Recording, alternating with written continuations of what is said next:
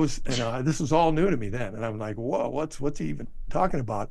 And I started digging into this. He had a list of books, of 80 books. I still have that list. And I read every single one of them because I wanted to know what the heck is this guy even talking about. So I became an expert on the Federal Reserve, how it works and how it's a scam and how we've been lied to. And, I became red pilled in the 80s.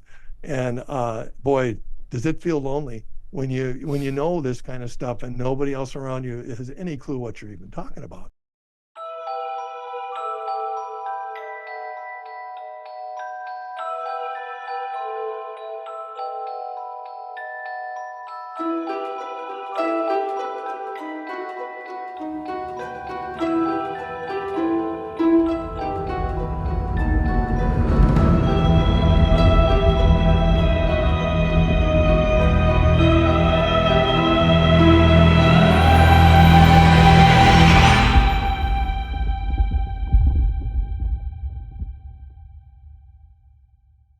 In this video, I'm going to introduce my friend Greg. He's an accomplished mathematician, a scholar all around. You're really going to get a kick out of him. Like Jeff, I'm like, I know that this is something he set up. And right. Then I've been to Palmer Studios so many times. I'm like, that's a normal background where you're in your place. Like that's your home. That's how I'm visually picturing you where you live. This is who I am. And that's exactly what I want to show. Exactly. I think it's fine. And of course, I learned to play bass guitar. I learned how to play six-string guitar. I remember my older brother playing six-string guitar, and he would sit and listen to songs on the radio, on the cassette. And he'd play the cassette and go do do do do do, and he'd stop and play it on his guitar, do do do do do, and he'd sit there and do that for hours until he could do the whole thing. And I thought, that is so cool. I want to be able to do that. So I started just trying to do it, and pretty soon I could do it too. And I got involved in bands. In 7th grade, I was already playing in a bunch of bands, and playing bass and playing guitar, whatever had strings. I had played ukulele for a while, especially in junior high. I was involved in every sport. I was in basketball. I was in football. I was in debate. I helped the school newspaper. There was literally nothing I didn't do. I did like the whole variety show. I did every act in there almost. But it felt like every year as high school went on and then college, I did less and less extracurricular activities because I got more and more focused on, doing my studies. When college came around, I applied to all the colleges. I applied to Caltech, Stanford, Princeton, Harvard. I didn't apply to Yale and University of Chicago, just in case I didn't get into any of the other ones. I got accepted to all of them except University of Chicago. So I had a fun time deciding where I'm going to go. I wanted to go to be more well-rounded, so I'd go to Stanford. So that's where I went. I had no idea. I just knew my mom wrote a little thing about I'm going to college for the newspaper, and she said he's going to study computer engineering. So I guess that's what I'm going to study. I didn't know. So I just started taking classes, and I enjoyed the math classes. I enjoyed the engineering classes. And I asked everybody, what are the hardest majors here? And everybody said, oh, electrical engineering and physics are the 2 hardest majors. So I decided I was going to do them both. I literally spent every night until midnight in the library at college. That's just how I did it. And I had no regrets. I loved studying so much. I just enjoyed a good problem and being able to, go through all the steps and write it out clearly and concisely and make it beautiful. That's how it seemed to me. When it was right, it was beautiful. Anyway, a weird left turn for me was I got involved so much. I enjoyed that so much that when it came time now, I had to find some place to work. You're supposed to be an engineer. So I remember one summer I worked at Onan Corporation, and they were making these transfer switches, and we were, we'd turn the power off and on these switches, and it would be enough power to make the whole neighborhood blink for a while. It was a lot of power. And then I was supposed to write reports on failure reports and how bad, this is how much power we put in, and this is what happened, and then this is how much power we put in, and then we got this result. And I was absolutely bored to tears. I thought, this is not what I did when I was doing college. I hate this. I thought, is this what being an engineer really is? I don't want to do this. What did I get into? I don't want to do this. I thought, geez, I don't know if I want to be an engineer. So I took a left turn, kind of like you did, Jeff. I got out of that and I got involved in. I tried. I was a stockbroker. I did mortgages for a while, and I did real estate. I inherited my dad's real estate company. I spent years singing in a barbershop quartet, and I spent also several of the same years arranging music not only for our quartet but for a lot of other quartets and choruses. And it's a kind of a small world where everybody know, at least kind of the people who are participating, the top quartets and stuff. They kind of all know each other, and so it didn't take long for me to get well known. I did some arrangements for some quartets that won, and then that would everybody would hear it, and so I got a lot of requests. I didn't make a lot of money, but I got a lot of kudos, probably more than any other part of my life. This is in the 90s when I arranged music, and I just like you, Jeff, I did it for several years. I really liked it. I didn't make a ton of money, but I liked it a lot, but I also kind of got burned out on it. But like you mentioned, the zone, you get into the zone. It's like you're creating something. Sometimes I would compose my own stuff. Sometimes I'm arranging something, that's already written. But in any case, it's a creative process, which you can't just force it. You kind of have to work at it. It's like 90% sweat and 10% inspiration. Math is kind of the same way. We talked about math and music being very similar, and the kinds of people who are attracted to one are also attracted to the other. And I like that. I like the fact that you finish it and it's done forever, and it'll be there 300 years from now. People can come back and find the arrangements that I did and say, hey, maybe that was pretty cool what that guy did 300 years ago or whatever. Or the same thing with math. It's around forever, and there's something about that I really like. And so I want to be active in something like that all the time. And that's what I didn't feel, when I worked for a company. I felt like, oh, who's going to care? It just didn't seem. I know it's important and it has to be done, but can't somebody else do it? I want to just maybe go back a little bit to growing up. I was the youngest of four kids, as I said, and all three of my older kids were kind of children of the 60s, and they all got involved in drugs and alcohol and living wild and smoking cigarettes and whatever. And so I made a decision because of what I saw of my siblings to not be like that. And I'm not going to get involved in drugs. I'm not going to be drinking. I'm just not going to happen. And so I didn't. So that's one vice that I've managed to avoid. You were mentioning, your son has an illness. And so I wanted to just talk about my brother, which is the same kind of thing. So this is 1977. I was 16 at the time, and my brother Scott was 20. And he was the jock. He would do things like ski jumping, off these long things and go like 200 feet and then land.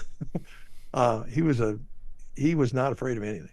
And, we grew up, I mentioned I had a good childhood. We grew up water skiing and snowmobiles and everything like that. And I remember my brothers put me on the back of the snowmobile and saying, hold on. It's like, holy cow. Maybe that's why I'm bald. I don't know. But anyway, so Scott was 20 at the time, and he was driving home from my uncle's house. I mentioned my uncle earlier, the one who died at age 52 later. This is long before that. He was out in Oregon at the time, and Scott was coming home. So he's in South Dakota riding his motorcycle from South Dakota. And as he's coming around this curve, this 80-year-old farmer pulls right in front of him, and he hit him head on. And so, the combined speed was probably close to 100 miles an hour. And he had a helmet on. The helmet was shattered. He went flying, 60 feet or however far you go. And they flew him in they took him to Aberdeen, South Dakota, and then they flew him into the Minneapolis hospital there. And we didn't know if he was going to make it. They said he's broken every bone in his body. And he was in surgery for a couple of days. It was just nonstop, and we didn't know if he was going to live or die. And finally, they're saying, well, he's going to live. And so then he went to a place called Sister Kenny Institute, which is in Minneapolis, I'm from Minnesota. And he was there for about a year. And during that time, he was in a coma for most of it. Now, it isn't as comas are not like what a lot of people might think. You don't just wake up one day and it's like everything's fine. It's just not like that at all. It's a very slow, gradual process. And like he would we would be there every day and we'd talk to him and read to him and just communicate with him because they said that was important. So we did it. And nothing, for a long time. And then suddenly, we'd get, just a little bit of indication that, yeah, he's there and he's able to understand what we're saying or acknowledge that there's a voice there or something. But then when he finally started kind of coming out of it, he would have to relearn everything. He had to learn how to talk. He had to learn how to use silverware again. He had to learn how to walk, everything all over. So he had all these physical therapies and occupational therapies, all that while he's at Sister Candy. And then finally he came home and this is now I'm 16, 17 years old, and I'm helping him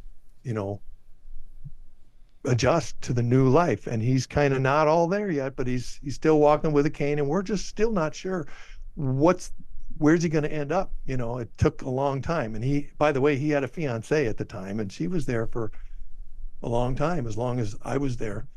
And after a point, he just kind of didn't get a whole lot better, but he did get to the point where he could drive a car with a special. He had his right hand got subluxed, which means that he couldn't. It fell out of the socket, and it had to be fused. And so he had pain in his right hand. His left hand, he was right-handed, he was able to use. And so he had that, and he had the cane problem, and he had a brain damage. He's not 100% mentally there. And so he got to the point though where he could drive a car with one hand, and he could do work like as a janitor or something like that. And so he did that for a long time. And I helped take care of him. And I had to get out of sports in my senior year because of that. It wasn't just because of that. I was also involved in all kinds of music and different things. It was just too much for me. Also taking care of him because I was doing what I could in that way. But then I left for college, and Scott became less a part of my life after I left. But now he's a big part of my life again because my parents are gone. My dad died a year and a half ago. So I have to take, I'm his legal guardian. So he's a big part of my life now. And he's 60, no, he'll be 67 in a few weeks. So anyway, that's just, like I said, I can relate to what you were talking about with your son. It's like, why did we have to do this? Well, we just did. And there's nothing to do about it. You just got to go forward and live your life. I know a lot of people have things in their life that aren't perfect, and I certainly have that as well. But anyway, let me get back to college. I had kind of a vague plan in my mind that I was going to be like my grandfather, which I talked about that before, and I didn't want to just be an engineer. I wanted to be like a businessman. That was always my dream. It's never not been my dream. And so I thought, well, the way I'm going to do that is I'm going to get a degree in engineering. I was going to get a master's in signal processing, which is what I worked on. And then I was going to go to Harvard and get an MBA. That was my plan for the perfect, and then everybody would want me and I could work for some Fortune 500 company. But then I kind of got, I had a period of my life in there, that fifth year, where things kind of fell apart for me, and I didn't, I was pretty much a straight A student, and I didn't, things kind of slipped, and I for a lot of reasons. Some of it was I got involved in too many things. Some of it was because I hated the stuff I was doing, and some of it was because maybe I didn't really want to do that, and I wasn't sure what I wanted to do, and so I struggled for a few years, and I didn't go and get my MBA like I thought I was going to. And I thought, well, now what am I going to do? And so I had thoughts of suicide at that time. This is 84-ish, 84, 85. And, just really, because I had such high expectations of myself, because I've been successful, in the sense that everything I ever tried, I was able to be not only able to do, but able to be really good at. And so it was new to me to not be good at something. And all of a sudden this was kind of happening, and things weren't happening the way I wanted them to, and I didn't know what to do, and just really went through a rough time. Um, what pulled me out is going to surprise you. I got involved with a group called Success Education Training Company, a guy named James E. Tollison. And I was involved with this group for a couple of years. So this is 85, 84, 85, 86. And we sold these training courses. And he was talking, I don't want to just say it was, it was more than just motivational speaking. But I mean, in a sense, that's what it was. You can do it. You don't have. You can start where you are, and you can build your company, that just attracted me a lot. I wanted to be like that, because I told you about my grandfather. But that didn't go anywhere. And after a couple of years of that, I was broker than ever, and my parents were disappointed because I was supposed to do all these great things and I didn't do them, and I came home to Minnesota at that point. This is maybe 86 or so. And I spent a few years trying to figure out, I didn't want to go into engineering. I hated that idea. And so even though I was good at it, I was real good at the math part. I just wanted to be in business. And so I tried being a stockbroker. I mentioned this earlier, being a couple of other things. I never set the world on fire in any of those things. I thought this was going to be the dream or whatever, but it didn't turn out that way. I did get involved around this time frame, a lot of things happening, at the same time. I spent after the latter part of my college years, let me just go back and say, you mentioned your religion and your politics, so I'll go ahead and talk about mine too. I was raised in a Presbyterian church, and I thought I was a Christian, and I thought that's all there is to it. And then when I went to school, nobody went to church, literally nobody. I mean, it was they called Memchu Memorial Church was empty on Sundays. Nobody went there, and I didn't know what was going on in the community, so I didn't go either, and that's just the community, the culture we grew up in. I was unchurched now for the first time in my life for about 5 years. And I got to thinking, I still thought I was a Christian, but I also was exploring other things. I started, attending some different churches just to see what they were like. And so I went to a lot of, so I kind of realized I knew I was BSing. And so I thought, well, if I can BS like this, there must not really be a lot of substance here. And I also noticed that I'm skipping around here, but I noticed there were a lot of people that I was surrounded by all these, mostly women. I'm not trying to be critical of it, but it was almost all women, and many of them were divorced. And I thought, is this the fruit of living out this, lifestyle or whatever, and these values? I don't think I like that. And so I became more interested in fundamental. I became more of a fundamentalist, and this is maybe 87-ish, somewhere around there. I was still kind of trying to find myself, but I spent a lot of time, I'm skipping over a lot of details, but I went to a Mormon church for a while. I went to Jehovah's Witness. I didn't know, I never did do that, but I did visit one once.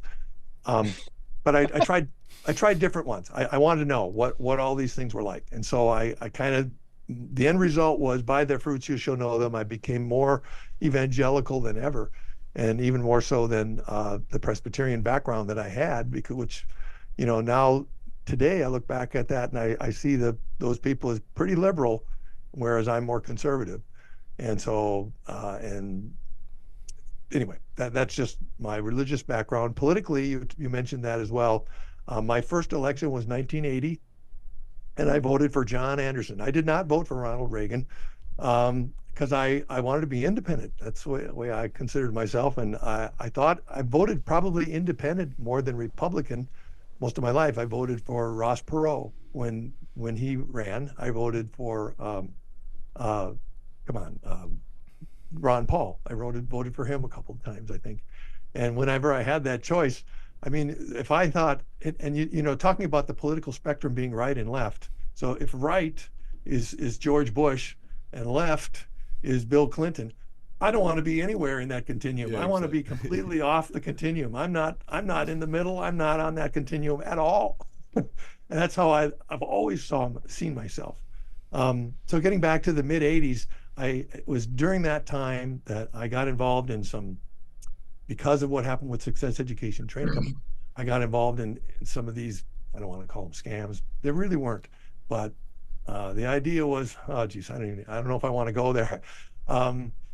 There was an individual who has since passed away. His name was Richard Jones, and he claimed that he was going to be able to bust the banking system. He was going to be able to do something called an arbitrage, which was going to make the whole banking system collapse. This is back in the 80s, and this was all new to me then, and I'm like, whoa, what's he even talking about? And I started digging into this. He had a list of books, of 80 books. I still have that list, and I read every single one of them because I wanted to know what the heck is this guy even talking about. So I became an expert on the Federal Reserve, how it works, and how it's a scam, and how we've been lied to, and I became red pilled in the 80s, and boy, does it feel lonely when you know this kind of stuff and nobody else around you has any clue what you're even talking about, and I guess I'll give my 1-minute lecture here, which I've given this 1,000 times. And that is, if you can imagine a world without money, and I come in and I'm the banker, I'm going to have a community, and we're going to loan out $1 million to this community, and that's going to become the money for this community. Okay, so in a year's time, there's still how much money circulating? $1 million. Okay, but if I'm going to charge any interest at all, let's say 3%, doesn't matter, 2%, doesn't matter. The amount that's owed back is now $1 million plus 30,000. Okay, so the amount of money owed back to the system that was created on the basis of debt is always, by definition, by the way the game is played, it is more than the amount of money that's in circulation. There will never be enough money to pay it off because it's built that way. And that is what is so evil. That is the root of the evil. And I've explained this to people before, and they don't get it. They understand that, and they say, "Oh, that's great," and they think, and then they go on, and don't understand that when a group of people has this power to create money and create debt like that they literally can ultimately control everything. It's like a game of Monopoly. You can't lose, and that's what these people have. And we gave it to them, I mean, it's a long story, and I don't want to go into too much detail about it, but I've been, I'm encouraged since, frankly, I'm an ardent Trump supporter, not because I'm a Republican, but because I'm an independent. Because Trump is not a George Bush, and that's why I support him. He's off the spectrum, and that's how I see it. And I see him as someone who has the views that I do. He understands money and banking in the way that I understand it. Anyway, I used to give lectures on this to people who they call themselves patriots back in the 80s, and all these people are gone now. And it was a big part of my life, but I got married in 1989, and I kind of put it on the shelf because what am I going to do? This is before Bill Cooper and before Alex Jones, long before any of these people, that I was reading these kinds of books, and it's like I tell people about it, but they didn't have internet back then. I couldn't have a channel about it. But yeah, so that's a big, huge part of my life is, I don't want to say politics. To me, it's all about money and banking. If you understand money and banking, politics are a part of that, and understand the evil of our current money system, and that if it doesn't change, nothing's going to change. Because when you have the power to create money out of nothing, you have the power to own every single stock, every single company, every single government on the face of the earth. You have the power to own all the media and to be able to control all that. And I've been screaming from the rooftops about this idea that that's the root of it. We take away that root, and we have the right to take away that root, but we got to do it, and then we can stop them. We can regain our sovereignty as it is. And I feel like for the first time there was no hope that this would happen in 1985 or even 2000, but it was slowly, kind of gradually. First there was Bill Cooper, and then Alex Jones, and then now today there's lots of voices coming out and talking about these kinds of things. People are getting more educated, so I'm encouraged that that's happening, and I do feel like that's what Trump's going to do when he gets back in. So I'm as big a Trump supporter as you're ever going to find. So the borrower is the slave to the lender. You got it. That's the root of it. And one of the things, I guess, one of my criticisms of, a lot of the people who are talking politics today is that they don't focus on the money problem enough, because that is the root of it. And, the love of money is the root of all evil. And that's true. But I'm telling you, the money problem is we fix that. Everything else gets fixed. And people say, well, don't you care about abortion? Yeah, I care about abortion. Don't you care about all these other problems, obviously that are religious? And I do. But if you solve the money problem, you solve all those other problems too, because you stop giving money to all these other things, and you stop being able to literally give control to this wicked, wicked, wicked group of people, small group of people. So I have 4 kids, 2 of each, and I'm happy about that. And my kids are wonderful. I love my life. They're all grown now. So my youngest is 24. He's married, and my oldest is 32, I think. Yeah. So that's my story on that. I want to share something, if I may. That's a song I wrote about 3 years ago.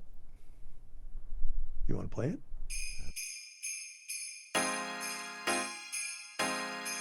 Have a mega Christmas, deck the halls and build the walls. We're voting Trump in 2020. Drain the swamp, lock up the cabals. Have a mega Christmas, and on a scale of 1 to 10, Trump gets a 12 or more, whatever.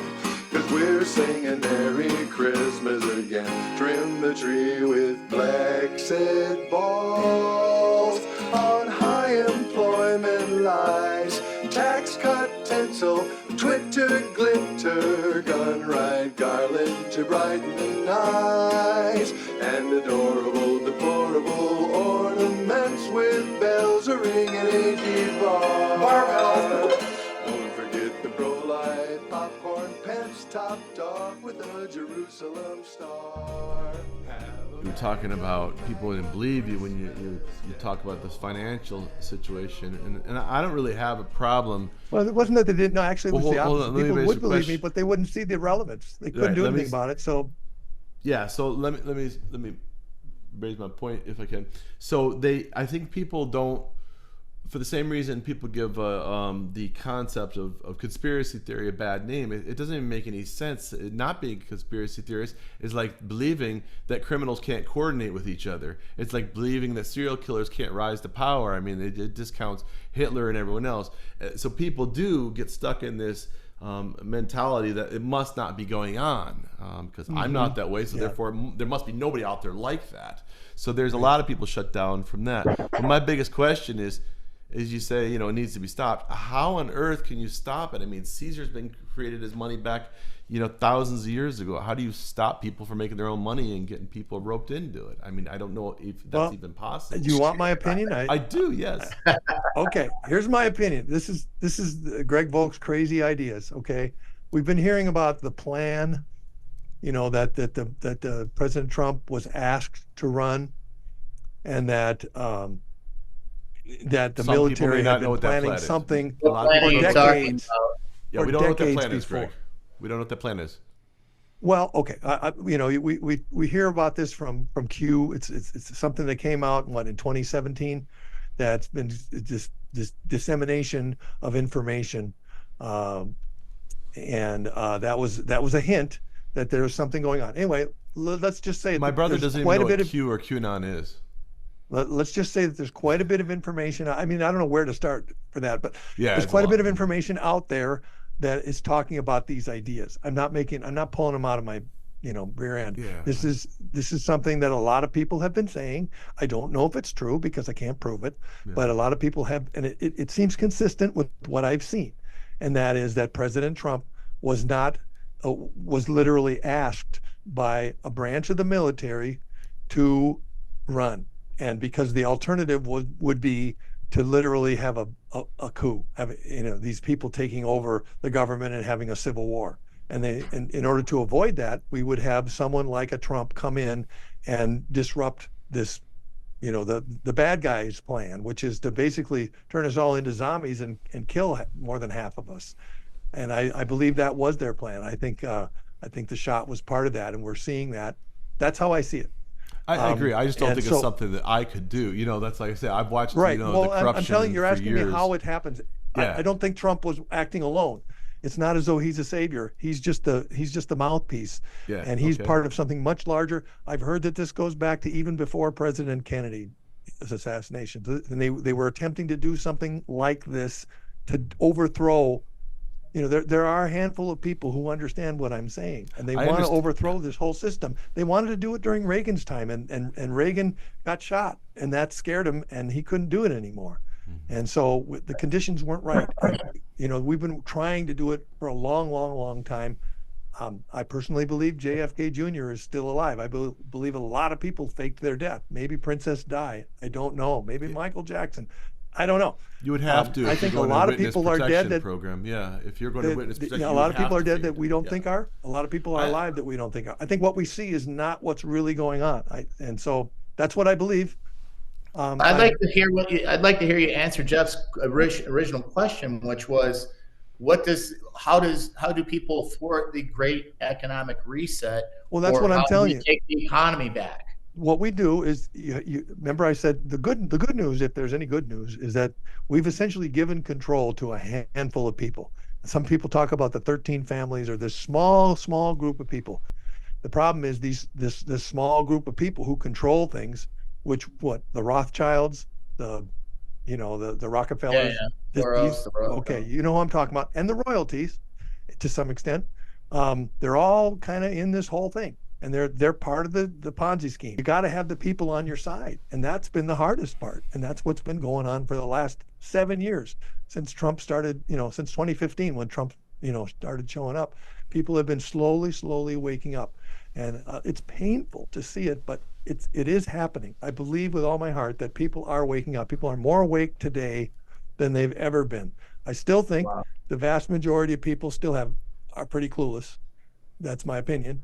But they're, even the things I'm saying, there'll be a lot of people that think I'm nuts. I get that, but there'll be a handful of people, a sizable minority, that say maybe he knows what he's talking about. Yeah. Quick Brian. question. More than Oh, there yeah, used go to be. ahead. I want to hear what Brian has to say Quick too. But question. go ahead, Palmer. You seem to have a pretty good fundamental concept on economics. How do you view cryptocurrency? Do you see that is that like a big scheme, like a new casino for the wealthy, or do you see that as a way to take the economy back by decentralizing central banks? Yeah, it's a good question, and I'm struggling with that myself. On the one hand, I have heard, and again, everything is all rumors, that that Bitcoin was founded basically by the CIA and these kinds of groups. So it makes me question it. Where why is it that we can never find out about this? Was it Well, 'cause Hitoshi it's law. Samoki or something or other? Some Founder law. why is there such secrecy around it? It sounds very, it sounds a lot like the foundation of Facebook and some of these others, which we could also talk about. So I'm suspicious of that. But to be quite frank with you, I invested in Bitcoin several years ago, and I made some money, and I got it out and put it in silver, and I'm happy with what I did. So right now, I don't have a lot of money in Bitcoin. Do you think it's got no? Well, like coins aside, Maybe. let's talk Maybe. about platforms. Do you think it has any legs? Do you think that's an answer to Well, is it a ledger in the community and the answer to decentralizing the central bank and I like the idea. I'd like to believe that Sure. it's possible. My son's I have two children who. So my son Tommy, he is all in on Bitcoin. He thinks there's nothing else that's ever gonna fly except Bitcoin, and that's where he likes to put all his money. And I'm a crypto advocate, so I'm into. I've made some money with it, so I'm not. But I'm also really leery of its origin. Anyway, that said, the idea makes sense. If you could have a decentralized anything, I'm in favor of it. So I'm in favor if Bitcoin truly is decentralized, and I'm not 100% convinced that it is, although my son Tommy says, yeah, it's definitely decentralized, and there's all these safeguards, and here's why, and there's other coins, right? There's other coins. yeah, well, that's the part of it that concerns me. The strength of silver and gold is you can't make any more of it. You only get what you've already got. You can't Whereas make any more Bitcoin. you There's can't make only any a more finite Bitcoin, amount but you of can make Bitcoin. other cryptos, like you just said. So you Make can other dilute the cryptos. value by having all these other cryptos, and that's what concerns me too. So I don't know. The answer is I don't know. I'm struggling with it. I think it'd be foolish to not be invested at all, but at the same time, you wouldn't want to put all your money into it because I just don't. I don't know. I don't know what the future of money is going to be. I think it's probably going to be what I've heard is that we're going to have a money that's somehow digital, but at the same time asset backed. What does that mean? I don't know, but that's what I think we're headed for. I hope Yeah, we're headed for. well, that's Oh, okay. So are you advocating for or against Bitcoin? I'm not sure how to. neither. I'm asked, but then my original question to you was, do you think a platform, not Bitcoin, but any cryptocurrency is a way out of giving the Federal Reserve and governments the banks? Because there's already governments in the world that Yeah. are actually using cryptocurrency Yeah, to avoid this my stuff. son took a trip to El Salvador just in November, and El Salvador is Bitcoin is an officially accepted currency in El Salvador. So, Well, I'm talking about standard. There's two countries in Africa that are using, I think it's Cardano or Ethereum. It's the standard. There is Yeah. no, that's Yeah, their I did hear currency. that. I So know, you I can know. only, so you can I only, think decentralization is the key. Anything that decentralizes, I'm in favor of. And yeah, I 'cause you think if can't make I more think of having it. several coins is good. I don't see a reason not to. Yeah, that's So, all I was wondering. yeah, the answer is I don't know. If I had a perfect answer, I'd invest in it. I can only say that you should have some, but I think don't everyone go is speculating in crazy. this area. I think even the experts are speculating in this area. You can hear interviews with some of the top investors in the world, and they have differing views, and they're all kind of to a large extent. I don't believe it's part of a coordinated plan. I think people are trying different things, and no one really has the answer of where it's going to land. Brian, I think it's a wrench in the works. I think it's a monkey wrench in the works for the world economic reset. it could be, it could be, but I don't think that we outside whoever set it up. Somebody set it up, but whoever set it up has a plan. But we weren't in on that plan, and so we do kind of navigate it and get as much information. Brian, yes. It's the final year before the mayhem of 2025. I'm like, cool. It's selfish. It's selfishly wanted. I'm in a transitional period of my life and a shit storm, and fuck, I feel like Cousin Eddie on in an RV, but maybe more like the character in what was that, Independence Day, where they're all living in RVs. And I mean, I'm in Arizona. There are so many people living in RVs because it's just too expensive. You've got people living in RVs because they think the market's going to crash. You got people. I'm probably the minority who I'm like, all right, let me get in here, let me save some money. I paid off some good debt in December. January might be another step in the right direction. Anything at all about his backstory? I really don't have any questions. I was just taking it in. It's neat that he has his level of education and also found it's not what I want to do. I met someone recently who, when I took that side job at the ranch, he was a school teacher, and he was a cook when I met him. And he's like, I don't want to teach anymore, man. Kids don't want to learn. They don't want to learn, and what they're teaching is not right.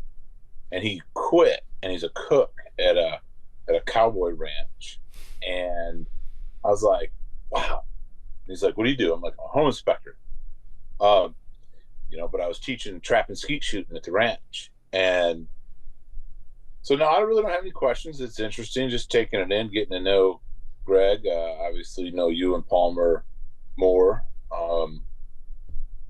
No questions. I'll go all day long talking about the craziness and the conspiracies moving forward. Leave this on. We're gonna have lots of talks on this, I'm sure. Yeah. All right, Yeah. Greg, you want to go more big on Palmer? Palmer, do you have time to finish up, or Greg was going to? Yeah, I got a little bit of padding. I think if we can wrap this up in 5-10 minutes, I'll just bow out in 10 minutes, no matter what. You guys even continue, and I'll look forward to the next one.